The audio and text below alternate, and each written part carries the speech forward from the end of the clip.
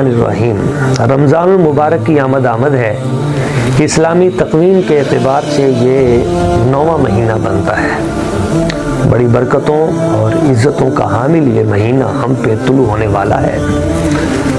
رمضان سے نکلا ہے۔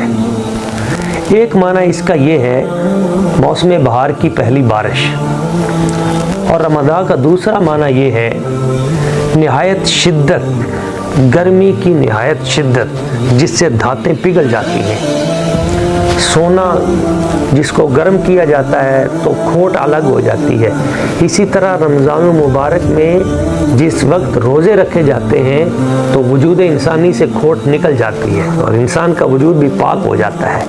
یا موسم بہار میں جب پہلی بارش ہوتی ہے تو اس سے سب گرد و غبار ختم ہو جاتا ہے اور سرسبز و شاداب موسم جو ہے وہ سامنے آتا ہے۔ اسی طرح وجود انسانی میں سے بھی گناہ گر جاتے ہیں، گناہ جھڑ جاتے ہیں، اور شجر اسلام وہ انسان کے وجود کے اندر شجر ایمان وہ تر و تازہ ہو جاتا ہے۔ رمضان المبارک کی برکتیں اتنی کثیر ہیں۔ استقبال رمضان کے حوالے سے یہ چند باتیں پیش نظر رہیں۔ نبی اکرم صلی اللہ علیہ وآلہ وسلم حضور تو رمضان کی تیاری بہت پہلے شروع فرما دیتے تھے، یعنی پورا شعبان کا مہینہ آپ علیہ السلام روزے سے رہتے تھے۔ حضور نبی پاک صلی اللہ علیہ وآلہ وسلم رحمۃ للعالمین آپ کے اگر ہم روزوں کو گنتی میں لانا چاہیں تو سال میں تقریباً 142 روزے کم از کم آپ رکھا کرتے تھے۔ ان میں رمضان شریف کا پورا مہینہ ہے، شعبان المعظم کا پورا مہینہ ہے، ذوالحجہ کے اول دن ہیں، محرم الحرام کے پہلے 10 دن ہیں، اسی طرح شوال کے پہلے 6 دن ہیں، اسی طرح ہر پیر والے دن روزہ ہے۔ اس طرح مختلف ایام میں نبی کریم صلی اللہ علیہ وآلہ وسلم روزے رکھا کرتے تھے، تو وہ تقریباً 142 کے لگ بھگ روزے بنتے ہیں۔ اس سے آپ اندازہ کریں کہ نبی کریم صلی اللہ علیہ وآلہ وسلم حضور نے جو ہمیں بتایا وہ پہلے کر کے دکھایا۔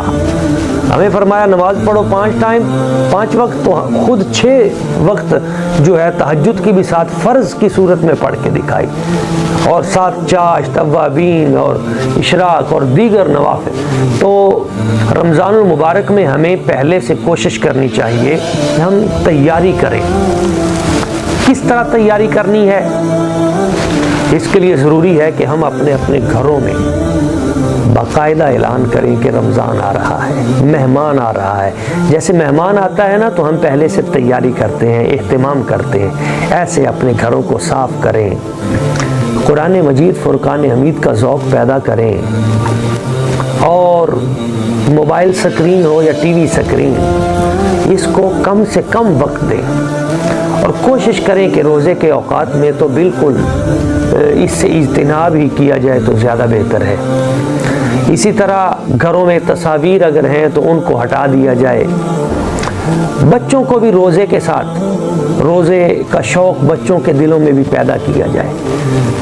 صحابہ کرام رضوان اللہ تعالی اجمعین اپنے بچوں کو بھی روزہ رکھواتے تھے، بلکہ کچھ واقعات بھی ہمیں ملتے ہیں، جیسے حضرت عمر فاروق رضی اللہ تعالیٰ عنہ، آپ کا واقعہ معروف ہے کہ ایک شخص جو ہے وہ پتہ چلا کہ اس نے روزوں کے مہینے میں رمضان شریف میں اس نے شراب پی ہے معاذ اللہ، تو آپ اس کو کوڑے بھی مار رہے تھے اور ساتھ فرما رہے تھے کہ ظالم، یہ رمضان المبارک کا مہینہ ہے، اس میں تو ہمارے بچوں نے بھی روزہ رکھا ہوا ہے اور تم گناہ کا کام کرتے ہو۔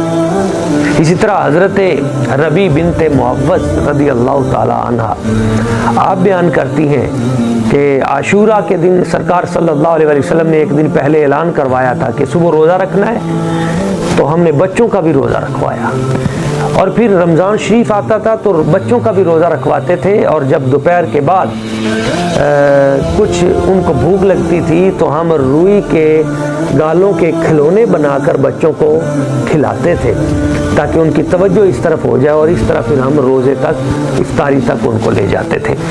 تو بچوں کے اندر بھی روزے کا شعور پیدا کریں.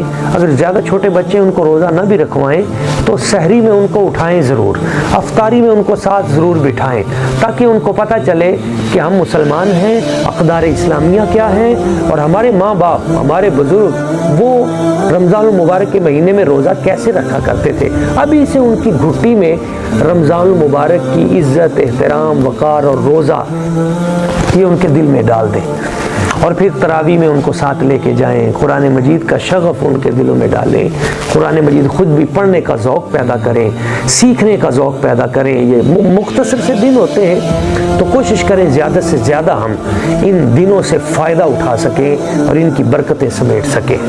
جماعت اہل سنت پنجاب کے شعبہ تعلیم و تبلیغ کی طرف سے انشاءاللہ تعالی پورا رمضان المبارک مسائل دینیہ کے حوالے سے رہنمائی دی جاتی رہے گی.